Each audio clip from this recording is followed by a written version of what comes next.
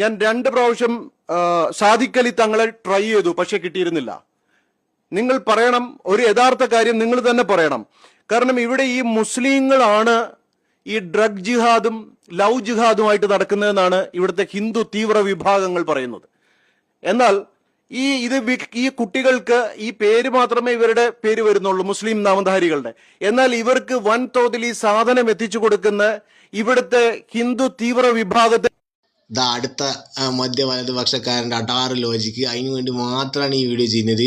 മൂപ്പരയില narcotic വിസ്മയത്തെക്കുറിച്ച് പറഞ്ഞ കാര്യം പറയാൻ പറ്റില്ല. കാരണം അതിന് സാധനം സപ്ലൈ ചെയ്യുന്ന തീവ്ര ഹിന്ദു വിഭാഗത്തിൽപ്പെട്ടവരും അത് വിൽക്കുന്നത് മുസ്ലിം യുവാക്കളും അതിന് ഇരയാവുന്നത് വീണ്ടും ഹിന്ദു വിഭാഗത്തിൽപ്പെട്ട പെൺകുട്ടികളും. മതേതരാണ് നമ്മുടെ മെയിൻ. മതേതരല്ലാതെ നമ്മളൊന്നും ചെയ്യൂല.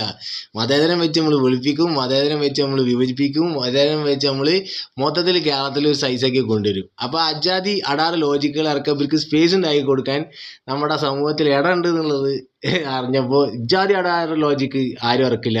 സമ്മതിക്കണം. നന്ദി, നമസ്കാരം.